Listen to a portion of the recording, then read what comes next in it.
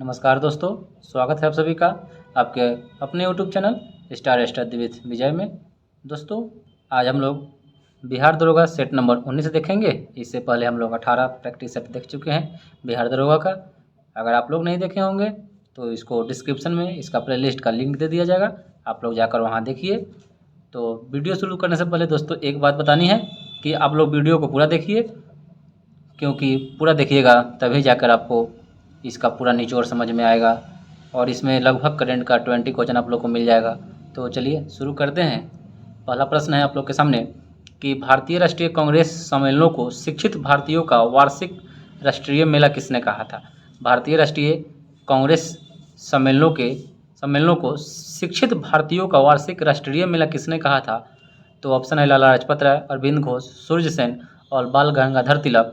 तो यह आपका लाला लाजपत राय ने यह संज्ञा दिया था, ठीक है। और लाला लाजपत राय को पंजाब केसरी के नाम से जाना जाता है। और सूर्य सेन है तो इनका संबंध चटगांव विद्रोह से है। चलिए अगला प्रश्न है कि महात्मा गांधी ने दांडी यात्रा किस आश्रम से शुरू की थी। महात्मा गांधी ने दांडी जो यात्रा है किस आश्रम से शुरू की थी। तो ऑप्शन है साबरमती, दांडी, पौनार, सेवाग्राम। तो यह आपका साबरमती से शुरू किए थे, ठीक है, साबरमती से। और इसकी जो शुरुआत हुई थी 12 मार्च 1930 को, और कब तक चली थी तो 6 अप्रैल 1930 तक चली थी, लगभग 24 दिन तक चली थी, ठीक है। चलिए, और इसमें सहयोगी कितने थे तो 78 सहयोगी के साथ यह चला गया था। चलिए अगला प्रश्न है कि डलहौजी की व्यापकगत सिद्धांत के अंतर्गत विलय किया गया प्रथम राज्य कौन सा था। डलहौजी की, जिसको डॉक्ट्राइन ऑफ लैप्स के अंतर्गत विलय किया गया प्रथम राज्य कौन सा था। तो ऑप्शन है हैदराबाद, संभलपुर, जैतपुर और सतारा।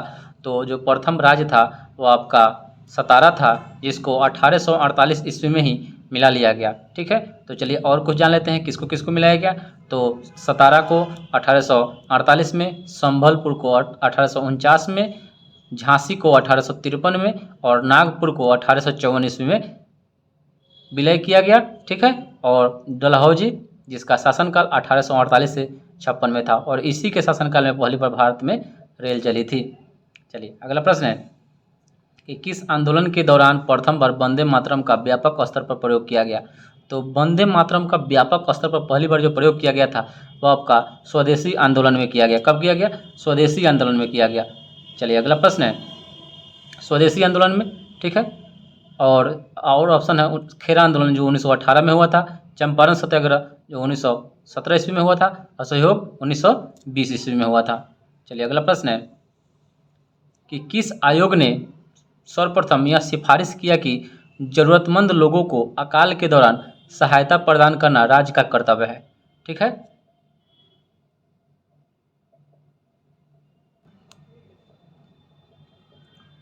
तो किस आयोग ने सर्वप्रथम यह सिफारिश किया कि जरूरतमंद लोगों को अकाल के दौरान सहायता प्रदान करना राज्य का कर्तव्य है। तो ऑप्शन है लायल आयोग, कैंपबेल आयोग, स्ट्रेची आयोग। तो यह आपका राइट आंसर हो जाएगा। स्ट्रेची आयोग ने यह ऐलान किया था, सिफारिश किया था कि लोगों को अकाल के दौरान सहायता प्रदान करना राज्य का कर्तव्य है।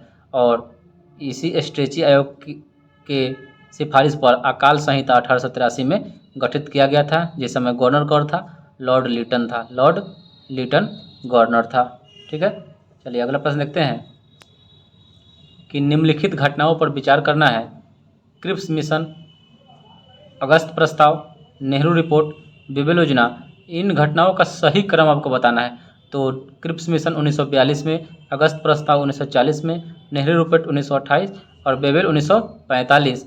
तो इसका राइट आंसर हो जाएगा 3, 2, 1, 4। ऑप्शन नंबर बी इसका राइट आंसर हो जाएगा। चलिए अगला प्रश्न है कि निम्नलिखित में से कौन कन्नड़ साहित्य के त्रिरत्न में शामिल नहीं है। तो कन्नड़ साहित्य के 3 रत्न में कौन शामिल नहीं है? पंप, पोन, रत्न और कंबन। तो पंप, पोन और रत्न जो है कन्नड़ साहित्य में शामिल है, जबकि कंबन और पुगलेंदी तमिल साहित्य में शामिल है।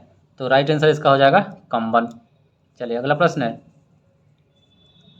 कि दिल्ली सल्तनत की राजस्व व्यवस्था के अंतर्गत निम्नलिखित में से कौन सा गैर मुसलमानों से लिया जाता था? कौन सा कर गैर मुसलमानों से लिया जाता था? ऑप्शन है खराज, जजिया, ज़कात, ए और बी दोनों। तो गैर मुसलमानों से लिया जाने वाला राजस्व व्यवस्था का कर कौन सा है? तो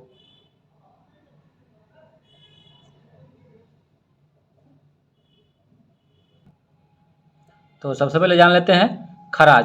तो जो खराज था वह गैर मुसलमान से लिया जाने वाला भूमि कर था। क्या था? भूमि कर था। जजिया गैर मुसलमानों से लिया जाने वाला धार्मिक कर था। ज़कात मुसलमानों से लिया जाने वाला धार्मिक कर था। तो खराज और जजिया जो था यह दिल्ली सल्तनत की राजस्व व्यवस्था के अंतर्गत गैर मुसलमानों से लिया जाने वाला कर था। चलिए अगला प्रश्न है कि ऋग्वेद में किस नदी को सर्वाधिक पवित्र माना गया है? ऋग्वेद में किस नदी को सर्वाधिक पवित्र माना गया है? तो ऑप्शन है आपका सरस्वती, गंगा, सिंधु, रावी। तो जो सरस्वती नदी है इसको सर्वाधिक पवित्र माना गया है, जबकि सिंधु है इसको सर्वाधिक महत्वपूर्ण नदी की संज्ञा दी गई है। सर्वाधिक महत्वपूर्ण नदी की संज्ञा दी गई है। आगे प्रश्न देखते हैं 10 नंबर कि निम्न में से कौन सुमेलित नहीं है? तो आपको सुमेलित नहीं है पहचानना है। ऋग्वेद स्तुति के भजन का ज्ञान सही है। सामवेद विज्ञान का ज्ञान। अथर्ववेद जादू के सूत्रों का ज्ञान सही है। यजुर्वेद यज्ञ संबंधी सूत्रों का ज्ञान ये भी सही है। लेकिन जो आपका सामवेद दिया हुआ है विज्ञान का ज्ञान, या विज्ञान का ज्ञान नहीं है, धुनों का ज्ञान जप के लिए इसकी प्रयोग किया जाता है।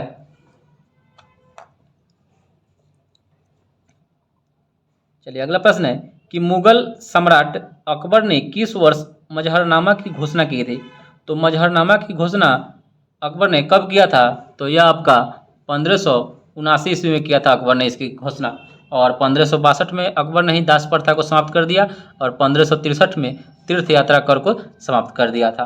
चलिए अगला प्रश्न देखते हैं कि निम्नलिखित में से किस इतिहासकार ने रजिया के बारे में लिखा और माना कि वह अपने सभी भाइयों की तुलना में अधिक सक्षम और योग्य थी? तो यह आपका मिन्हास ए सिराज ने यह बात लिखा था। मिन्हास ए सिराज ने यह बात लिखा था। और रजिया सुल्तान कौन थी? तो वह इल्तुतमिश की बेटी थी। चलिए अगला प्रश्न है कि केंद्रीय सतर्कता आयोग का गठन किस समिति की सिफारिश पर किया गया था, या किस समिति की अनुशंसा पर किया गया था? तो यह आपका संथानम समिति की सिफारिश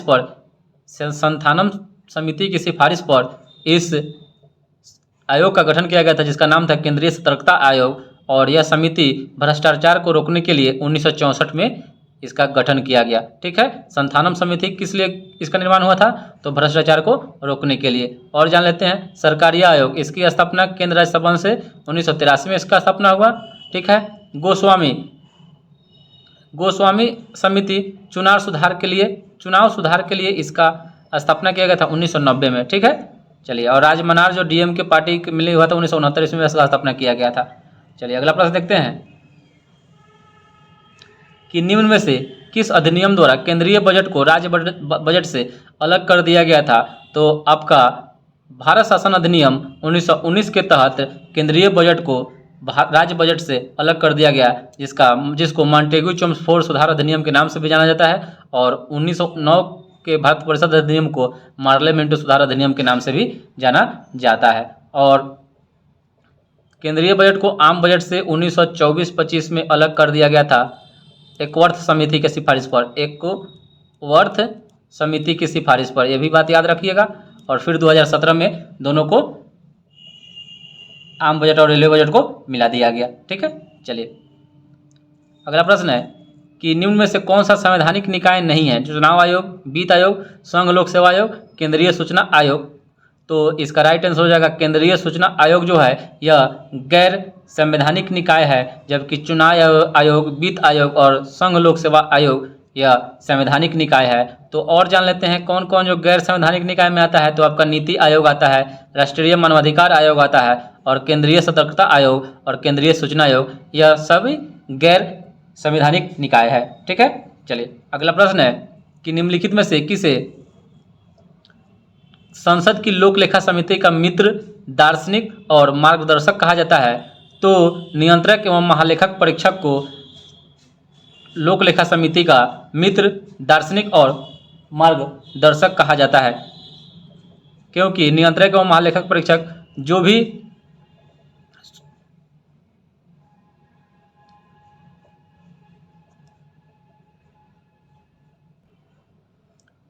भी रिपोर्ट तैयार करता है उसको अंतिम रूप से लोक लेखा समिति ही देखता है, इसलिए इसको लोक लेखा समिति का मित्र, दार्शनिक और मार्गदर्शक कहा जाता है।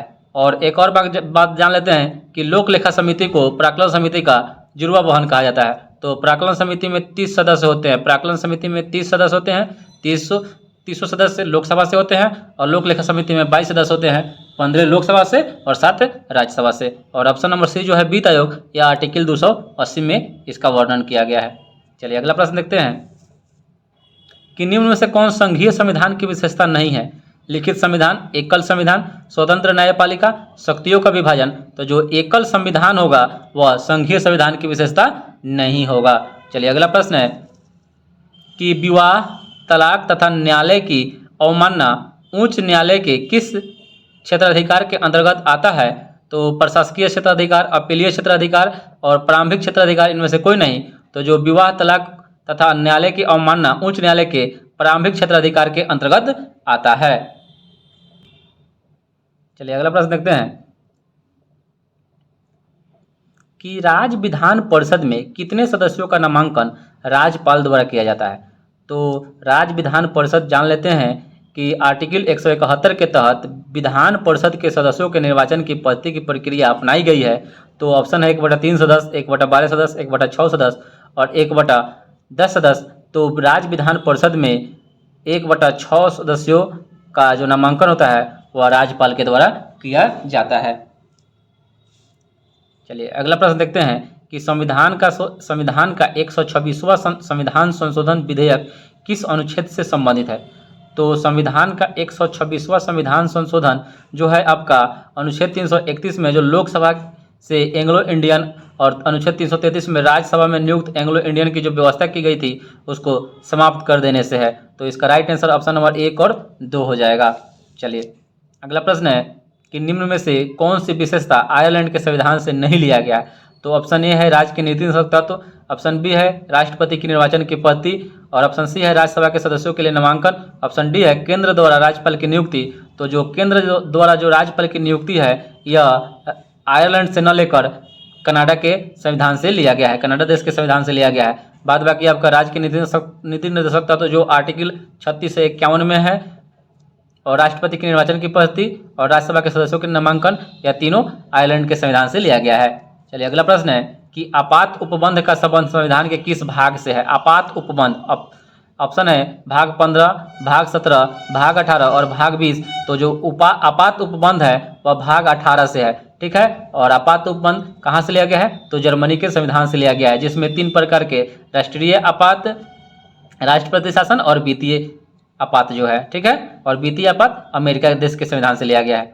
चलिए अगला प्रश्न देख लेते हैं, इसी में देख लेते हैं अगला प्रश्न देखने से पहले कि भाग 15 है वह निर्वाचन से संबंधित है, भाग 17 है जो राजभाषा से है और भाग 20 है संविधान संशोधन से, जो कहाँ से लिया गया है? दक्षिण अफ्रीका के संविधान से लिया गया है, जो आर्टिकल 368 से संबंधित है। चलिए अगला प्रश्न है कि निम्नलिखित में से कौन सा कीटों से प्राप्त नहीं किया जाता है? ऑप्शन है रेशम, शहद, मोती, इनमें से सभी। तो इनमें से सभी जो है यह रेशम कीट से नहीं प्राप्त किया जाता है, जबकि रेशम और शहद जो होता है ना कीटों के विभिन्न प्रजातियों से प्राप्त की जाती है। चलिए अगला प्रश्न है कि निम्नलिखित में से कौन सा सही नहीं है? ऑस्कर पुरस्कार 1929, मान बुकर पुरस्कार 1969, ज्ञानपीठ पुरस्कार 1965 और कलिंग पुरस्कार 1951। तो जो कलिंग पुरस्कार है यही गलत है, यह 1952 से विज्ञान के क्षेत्र में यूनेस्को के द्वारा इसका शुरुआत किया गया था। चलिए अगला प्रश्न है कि रविन्द्रनाथ टैगोर की गीतांजलि रविन्द्रनाथ टैगोर द्वारा रचित गीतांजलि जो पुस्तक है किसका संग्रह है? तो जो गीतांजलि जो है यह कविताओं का संग्रह है। किसका संग्रह है? कविताओं का। और इसी के लिए गीतांजलि के लिए ही रविन्द्रनाथ टैगोर को 1913 में साहित्य का नोबेल पुरस्कार इनको मिला था। चलिए अगला प्रश्न देखते हैं कि निम्नलिखित में से किस शहर को भारत का शून्य मील केंद्र के नाम से जाना जाता है, यानी 0 माइल सेंटर के नाम से जाना जाता है? तो जो नागपुर है वह 0 माइल सेंटर के नाम से भारत का शहर जाना जाता है। चलिए अगला प्रश्न देखते हैं कि भारत में सूचना का अधिकार अधिनियम अधिनियम कब अधिनियमित किया गया। तो भारत में जो सूचना का अधिकार है उसको कब अधिनियमित किया गया, तो इसको 15 जून 2005 को अधिनियमित किया गया। ठीक है, या कहाँ से हुआ था, तो राजस्थान से हुआ था, जबकि 12 अक्टूबर 2005 को संपूर्ण धाराओं के साथ पूरे भारत में लागू कर दिया गया। चलिए अगला प्रश्न है कि संयुक्त राष्ट्र सुरक्षा परिषद के अस्थायी सदस्यों की कार्य जो अवधि होती है कितने वर्ष की होती है। तो संयुक्त राष्ट्र सुरक्षा परिषद में अस्थायी देशों की संख्या 10 है, जबकि अस्थायी देशों की संख्या 5 है, और अस्थायी सदस्यों की कार्यकाल जो होता है वो 2 वर्षों का होता है। कितने वर्षों का, 2 वर्षों का होता है। चलिए अगला प्रश्न देखते हैं जो बहुत ही इंपॉर्टेंट क्वेश्चन है, बेटन कप और रंगास्वामी कप किस खेल के प्रमुख शब्दावली हैं। तो जो बेटन कप और रंगास्वामी जो कप है यह हॉकी से संबंधित है, और हॉकी से एक और खेल जो संबंधित है बहुत ही इंपॉर्टेंट है, आगा खा कप, ये भी हॉकी से संबंधित है। रोवर्स कप, मर्टेका कप यह आपका फुटबॉल से संबंधित है, जबकि Walker Cup, circuit cup, Dunhill Cup, Ryder Cup ये आपका गोल्फ से संबंधित है, और नारंग कप, अमृत दीवान कप ये आपका बैडमिंटन से संबंधित शब्दावली है। अगला प्रश्न है कि जैव विविधता का सबसे महत्वपूर्ण पहलू है। जैव विविधता का सबसे महत्वपूर्ण पहलू क्या है, तो पारिस्थितिकी तंत्र का जो निर्वहन है यह जैव विविधता शब्द का सबसे महत्वपूर्ण पहलू होता है। अगला प्रश्न है कि निम्न में से कौन एक परवाल विरंजन का सबसे अधिक प्रभावी कारक है। तो परवाल विरंजन का सबसे अधिक प्रभावी जो कारण है सागरीय जल में सामान्य तापमान में वृद्धि जो होना, यह परवाल विरंजन का सबसे महत्वपूर्ण प्रभावी कारण है। चलिए अगला प्रश्न देखते हैं कि निम्नलिखित आर्द्र क्षेत्रों में किन्हें रामसर का दर्जा प्राप्त है। तो ऑप्शन है नंदा झील, पिचवरम मैंग्रोव, बखीरा वन्यजीव अभयारण्य, चिल्का झील। तो यह इसका राइट आंसर जो हो जाएगा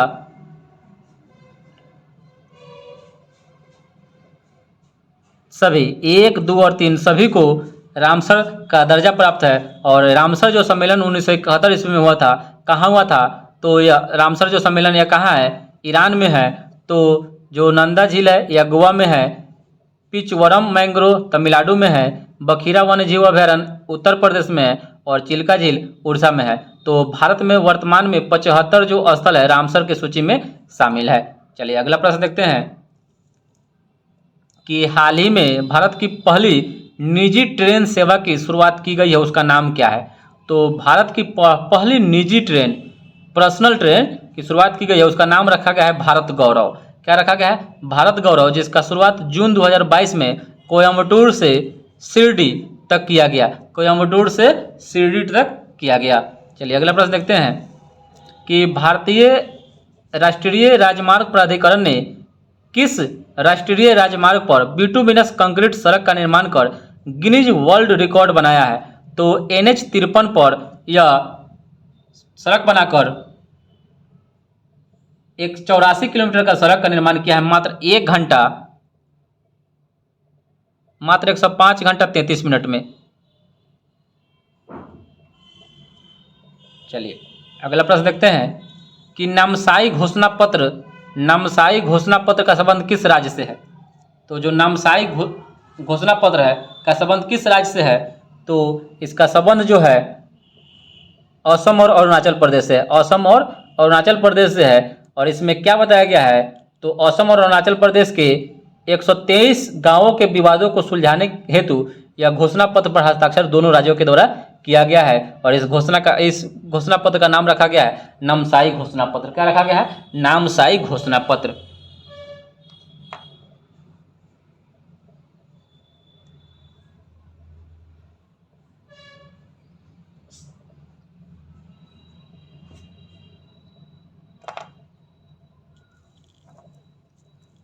अगला प्रश्न देखते हैं कि किस मंत्रालय द्वारा मिशन शक्ति की शुरुआत की गई है।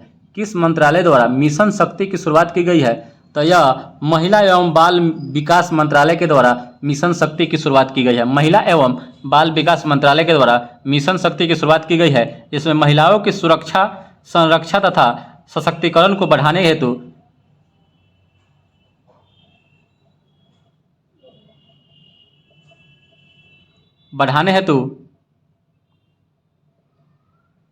महिला एवं बाल विकास मंत्रालय द्वारा मिशन शक्ति योजना की शुरुआत की गई है। चलिए अगला प्रश्न देखते हैं कि अग्निपथ योजना के अंतर्गत कितनी अधिकतम आयु के आवेदक उम्मीदवार हो सकते हैं? तो ऑप्शन है 18, 20, 21 और 24। तो जो इसमें अधिकतम आयु रखा गया है एज, तो या 21 वर्ष रखा गया है, जो 17 वर्ष से लेकर 21 वर्ष तक ही एज रखा गया है इसमें। चलिए अगला प्रश्न है कि भारत का पहला अमृत सरोवर किस राज्य में बनकर तैयार हुआ है? भारत का पहला अमृत सरोवर जो बन के तैयार हुआ है वह उत्तर प्रदेश का ही एक जिला है, रामपुर के पड़वाई पंचायत में यह बनकर तैयार हुआ है। चलिए अगला प्रश्न है कि एलिजाबेथ बर्न किस देश की नई प्रधानमंत्री बनी है? एलिजाबेथ बर्न किस देश की प्रधानमंत्री बनी है? तो यह फ्रांस देश की प्रधानमंत्री है। किस देश की? फ्रांस के, जबकि यहाँ के राष्ट्रपति है इमैनुअल मैक्रोन। क्या है? इमैनुअल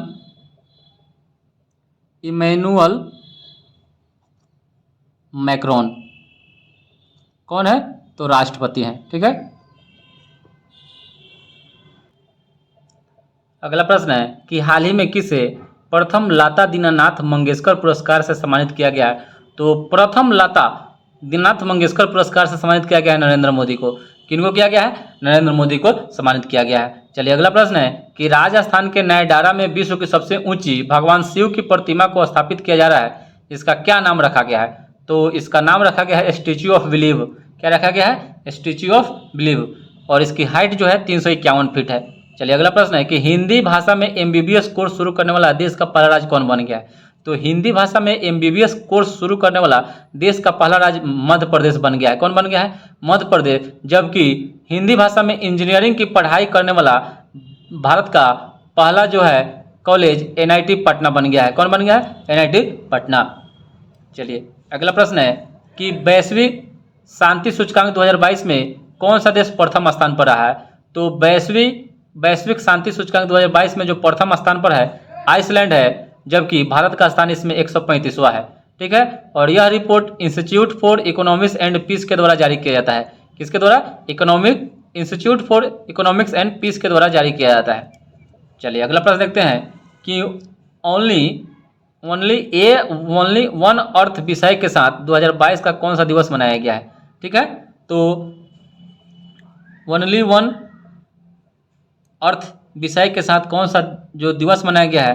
तो ये आपका पर्यावरण दिवस मनाया गया है 2022 में, जो 5 जून को मनाया जाता है। ऑप्शन है पृथ्वी दिवस, जो 22 अप्रैल को मनाया जाता है। और जल दिवस, विश्व जल दिवस 22 मार्च को मनाया जाता है। और इसी 22 मार्च को बिहार दिवस भी मनाया जाता है। ठीक है। चलिए ये भी बात याद रखिएगा। चलिए अगला प्रश्न है कि 19वां नाम शिखर सम्मेलन 2023 का आयोजन कहाँ किया जाएगा? तो 19वां नाम शिखर सम्मेलन 2023 का जो आयोजन होगा ये आपका युगांडा में होगा। कहाँ होगा? युगांडा में होगा। और नाम की जो स्थापना हुई थी 1961 ईस्वी में बेलग्रेड में हुई थी। और इसमें जो अभी वर्तमान में कुल देश सदस्यों की संख्या 120 है। नाम में कुल कितना सदस्य है? तो 20 सदस्य हैं।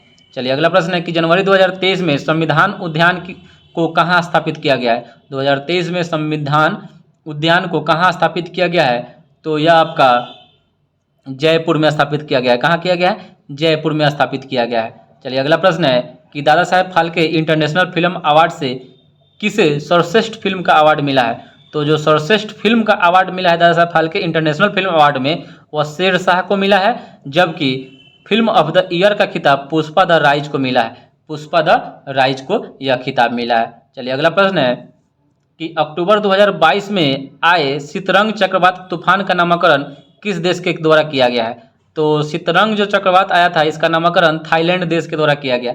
थाईलैंड देश के द्वारा। चलिए अगला प्रश्न है कि आर्थिक सर्वेक्षण 2022-23 के अनुसार भारत में सर्वाधिक FDI किस देश से प्राप्त हुआ है? तो 2022-23 के अनुसार भारत में सर्वाधिक जो FDI जो है यह सिंगापुर से प्राप्त हुआ है। जबकि दूसरा स्थान मॉरिशस देश से और तीसरा स्थान पर UAE देश से प्राप्त हुआ है। चलिए अगला प्रश्न है नंदा झील, जिसे हाल ही में रामसर सूची में शामिल किया गया है, किस राज्य में स्थित है? तो जो नंदा झील है यह आपका गोवा राज्य में स्थित है। तो रामसर सूची में शामिल किया गया है। तो यह कहाँ है? तो गोवा में स्थित है। और रामसर सम्मेलन का आयोजन कब हुआ था? तो 1971 ईस्वी में हुआ था। यह ईरान देश में स्थित है।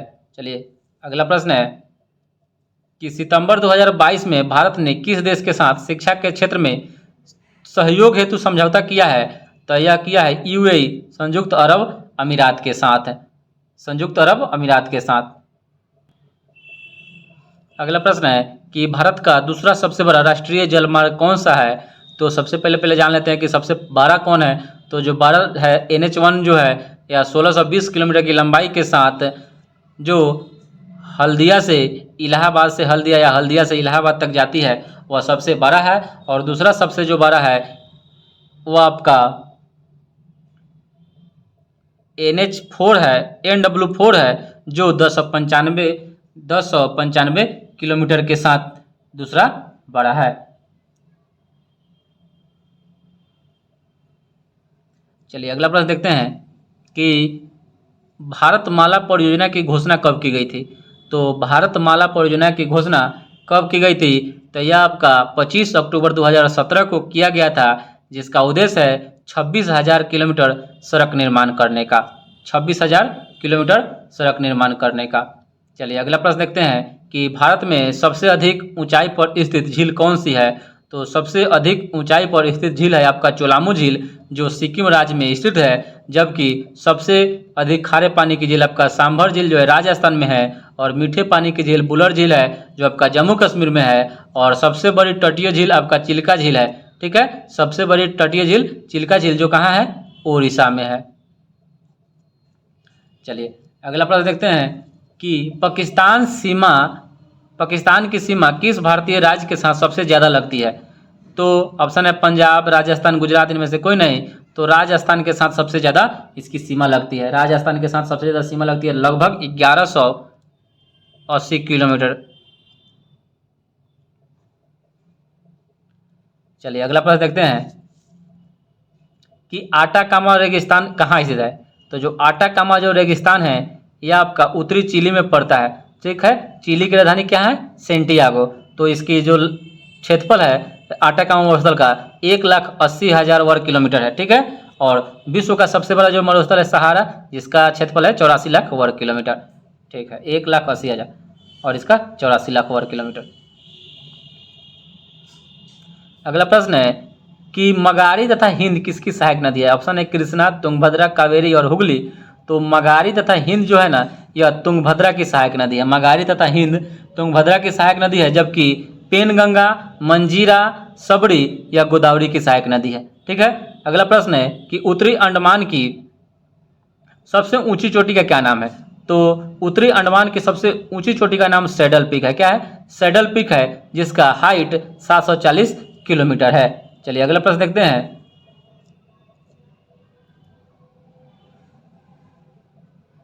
किलोमीटर में नहीं होगा, सॉरी, यह आपका मीटर है। ठीक है, हाइट मीटर में होता है। चलिए अगला प्रश्न है कि चावल उत्पादन में भारत का कौन सा राज्य का स्थान प्रथम है?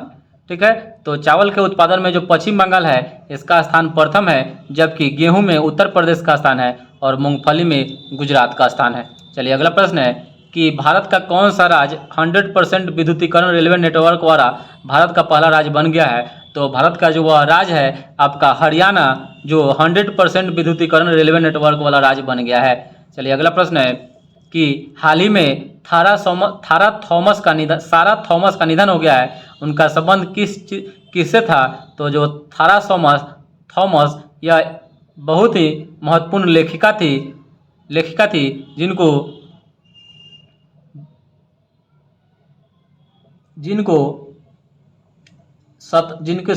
जिन्होंने 17 उपन्यास लिखा, और 1979 में इनको केरल साहित्य अकादमी पुरस्कार से सम्मानित किया गया था। ठीक है, तो यह एक प्रकार की लेखिका थी। सॉरी। चलिए अगला प्रश्न है कि वार एंड वोमेन पुस्तक के लेखक कौन है? तो वार एंड वोमेन पुस्तक के लेखक M.A. हसन है। ठीक है, और यह पुस्तक 1971 में जो बांग्लादेश जो बना था, उस समय जो लड़ाई हो रही थी, उसी समय यह पुस्तक उसी पर आधारित यह पुस्तक लिखी गई है। ठीक है, चलिए अगला प्रश्न है कि एफिनडेक्स 2023 सैन्य अभ्यास का आयोजन कहाँ किया गया? तो एफिनडेक्स 2023 जो सैन्य अभ्यास है इसका आयोजन कहाँ किया गया? तो इसका आयोजन पुणे में किया गया। कहाँ किया गया? पुणे में किया गया।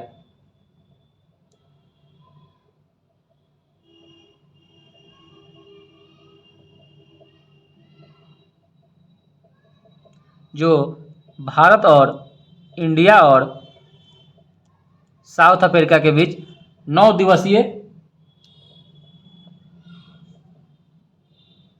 दिवसीय सेना अभ्यास था। कौन दिन, कितना दिन का? तो 9 दिन का। चलिए अगला प्रश्न है कि विश्व कविता दिवस कब मनाया जाता है? तो विश्व कविता दिवस मनाया जाता है आपको 21 मार्च को विश्व कविता दिवस मनाया जाता है। 21 मार्च को विश्व कविता दिवस मनाया जाता है। अगला प्रश्न है कि आईक्यू एयर रिपोर्ट के अनुसार भारत का स्थान दूषित प्रदेशों में कितने नंबर पर है? तो आईक्यू एयर रिपोर्ट के अनुसार भारत 8वें नंबर पर है, जबकि प्रथम नंबर पर चाड है और दूसरा नंबर पर पाकिस्तान है। ठीक है, और चाड देश की राजधानी कहाँ है? एंदाजामिना। अगला प्रश्न देखते हैं कि ऊर्जा संरक्षण के सिद्धांत के संबंध में कौन सा कथन सही है? तो ऊर्जा संरक्षण के सिद्धांत के संबंध में कौन सा कथन सही है? तो यह आपका ऊर्जा का ना तो निर्माण किया जा सकता है और न ही नष्ट किया जा सकता है, केवल एक रूप से दूसरे रूप में रूपांतरण किया जा सकता है। तो यह आपका राइट आंसर है। ठीक है, अगला प्रश्न है कि एक समान वेग से चलती किसी वस्तु का जो त्वरण क्या होगा? अगर एक समान चाल से चल रहा है तो जो उसका त्वरण होगा वह शून्य होगा। कितना होगा? शून्य होगा। चलिए अगला प्रश्न है कि जब कार मोड़ लेती है तो वह कौन सा बल है जो हमें बाहर की ओर धक्का देता है? तो जब कार मोड़ लेती है तो वह बल जो है वह हमें बाहर की ओर धक्का देती है, उसका नाम है अपकेंद्री बल। क्या है? अपकेंद्री बल। इसी से अगर मान लीजिए कि जो मक्खन निकाला जाता है, तो मक्खन जो निकाला जाता है दही से जो मक्खन या दूध से जो मक्खन निकाला जाता है वो भी अपकेंद्रन बल पर ही काम करता है। चलिए अगला प्रश्न है कि बोरोसिलिकेट ग्लास बर्तन का माइक्रोवेव ओवन में प्रयोग किया जाता है क्योंकि यह अत्यधिक ऊष्मा प्रतिरोधी होता है। तो बोरोसिलिकेट ग्लास बर्तन का माइक्रोवेव ओवन में प्रयोग किया जाता है क्योंकि यह अत्यधिक ऊष्मा प्रतिरोधी होती है, इसलिए इसका प्रयोग करते हैं। अगला प्रश्न है कि किसी विस्फोट के कारण समुद्र के तल पर बनने वाली लहरें कैसी होती है? तो किसी भी विस्फोट के कारण समुद्र के तल पर बनने वाली जो लहरें होती है वह अनुदैर्ध्य होती है। क्या होती है? अनुदैर्ध्य होती है। चलिए अगला प्रश्न है कि बादलों के गर्जन के दौरान किस प्रकार का ऊर्जा का हस्तांतरण होता है? तो बादल जब गर्जन होता है तो उसमें गतिज ऊर्जा प्रकाश और ध्वनि ऊर्जा में रूपांतरित होती है। गतिज ऊर्जा प्रकाश और ध्वनि ऊर्जा में रूपांतरित हो जाती है। चलिए अगला प्रश्न देखते हैं कि निम्नलिखित में से कौन सा इलेक्ट्रोमैग्नेटिक के बारे में सत्य नहीं है? तो निम्नलिखित में से कौन सा इलेक्ट्रोमैग्नेटिक के बारे में सत्य नहीं है? तो इलेक्ट्रोमैग्नेटिक का ध्रुवण नहीं किया जा सकता है। तो ये आपका गलत है क्योंकि इसका ध्रुवण किया जा सकता है। चलिए अगला प्रश्न है कि धातु का वह गुण जिसके कारण उसे तार के रूप में डाला जा सकता है। तो धातु का वह गुण को डक्टाइल जिसको तन्यता कहते हैं। ठीक है, और सर्वाधिक तन्यता सोना में पाया जाता है। चलिए अगला प्रश्न है कि H2O2 + Cl2 = 2HCl + O2 अभिक्रिया में H2O2 किसके रूप में कार्य करता है? तो यह एक अपचायक के रूप में कार्य करता है। किस रूप में? यह एक अपचायक के रूप में कार्य करता है। चलिए अगला प्रश्न है निम्नलिखित में से कौन सा कथन गलत है? तो सोडियम हाइड्रोक्साइड की क्षारीय प्रकृति सोडियम आयनों की उपस्थिति के कारण होती है, यह आपका गलत है। जबकि फेनोफ्थिलीन साबुन के घोल में गुलाबी बन जाता है, गैर मेटालिक ऑक्साइड प्रकृति में अम्लीय होता है और नींबू में सिट्रिक अम्ल पाया जाता है। यह सही है, ऑप्शन नंबर डी इसका गलत आंसर है। चलिए अगला प्रश्न है कि मिट्टी की अम्लीय प्रकृति निम्नलिखित में से किसकी सांद्रता द्वारा दर्शाई जाती है? तो यह आपका हाइड्रोजन के द्वारा दर्शाई जाती है। तो जिस मृदा का पीएच मान 6.5 से कम हो जाता है वह अम्लीय मृदा कहलाता है। जिस मृदा का जो पीएच मान 6.5 से कम हो जाता है उसको अम्लीय मृदा के नाम से जानते हैं। चलिए अगला प्रश्न है कि निम्नलिखित में से कौन सी एक रासायनिक अभिक्रिया नहीं है? तो पानी का वाष्प में रूपांतरण हो जाना यह आपका भौतिक परिवर्तन है, रासायनिक परिवर्तन नहीं है। जबकि भोजन का पचना, कागज का जलना, कोयले का जलना यह एक रासायनिक अभिक्रिया है या रासायनिक परिवर्तन है। चलिए अगला प्रश्न है कि निम्न में से कौन सा एसिड कार बैटरी में प्रयोग किया जाता है? तो कार बैटरी में सल्फ्यूरिक अम्ल का प्रयोग किया जाता है H2SO4, जिसको गंधक का अम्ल या वाइल ऑफ विट्रोल के नाम से जानते हैं। ठीक है, चलिए अगला प्रश्न है कि श्वेत फास्फोरस अंधेरे में किस कारण से दीप्त होता है यानी जलता है? तो मंद ऑक्सीकरण के कारण दीप्त होता है। चलिए अगला प्रश्न है कि liquid petroleum LPG liquefied petroleum gas के घटकों में निम्न में से कौन शामिल है? तो मीथेन, प्रोपेन, ब्यूटेन, ब्यूटालीन। तो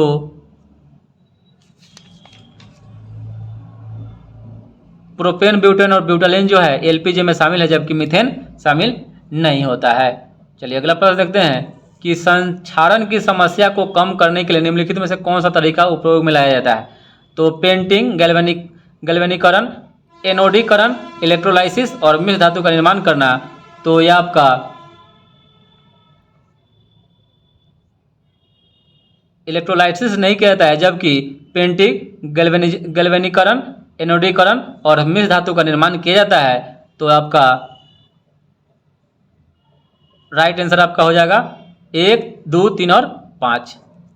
चलिए अगला प्रश्न है कि मसूरों में रक्त स्त्राव, दांतों का गिरना, अस्थियों का भंगुर होना एवं घाव भरने में देरी निम्न में से किस विटामिन की कमी के कारण होता है?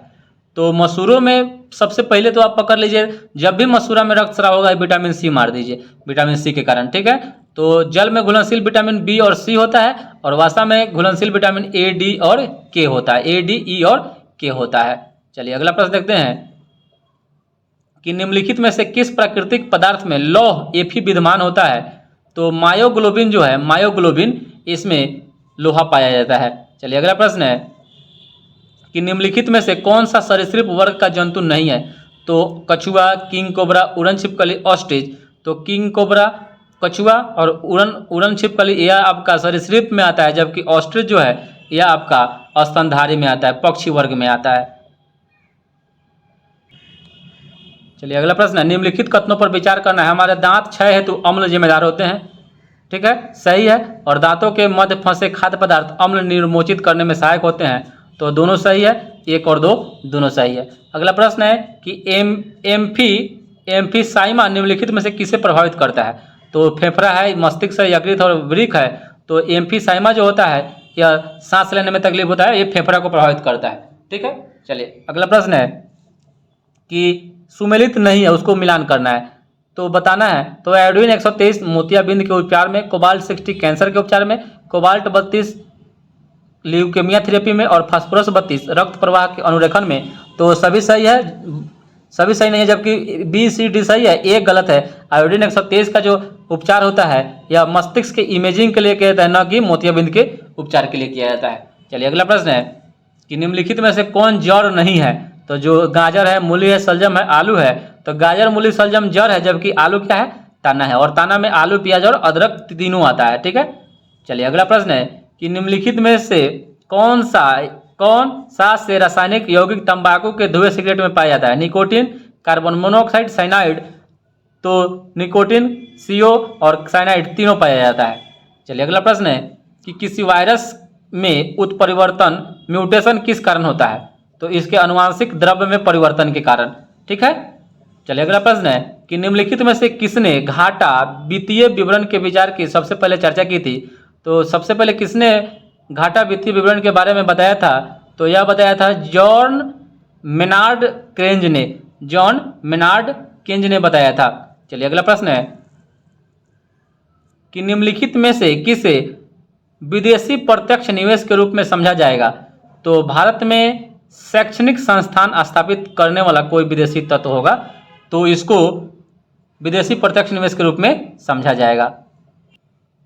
अगला प्रश्न है कि अल्प विकसित अर्थव्यवस्था की विशेषता निम्नलिखित में से कौन सी है? तो ऑप्शन है प्रति व्यक्ति निम्न आय, निम्न आश्रितता अनुपात, पूंजी निर्माण की उच्च दर और प्राथमिक क्षेत्र में अधिक कार्यबल। तो आपका निम्न प्रति व्यक्ति निम्न आय और प्राथमिक क्षेत्र में अधिक कार्यबल, आपका ऑप्शन नंबर राइट ए हो जाएगा। चलिए अगला प्रश्न है कि भारतीय जनजातीय सहकारी विपणन विकास परिसंघ का गठन किया गया था। भारतीय जनजातीय सहकारी विपणन विकास परिसंघ का गठन कब किया गया था? तो ये आपका 1987 में इसका गठन किया गया था, ट्रिफाइड का। अगला प्रश्न है कि भारतीय औद्योगिक वित्त निगम IFCI द्वारा ऋण उपलब्ध करवाता है। तो निजी क्षेत्रों के उद्यमों को, सहकारी क्षेत्रों के उद्यमों को विदेश व्यापार के लिए ए तथा बी दोनों, तो निजी क्षेत्र के उद्यमों और सहकारी क्षेत्र के उद्यमों के लिए IFCI ऋण उपलब्ध कराता है, जिसकी स्थापना 1948 में हुई थी। तो आज के लिए इतना ही दोस्तों, फिर मिलते हैं दूसरे वीडियो में, तब तक के लिए जय हिंद, वंदे मातरम। वीडियो कैसा लगा हो दोस्तों कमेंट में जरूर बताइएगा और लाइक और शेयर जरूर कीजिएगा और दोस्तों के साथ भी एक बार शेयर जरूर कर दीजिएगा दोस्तों।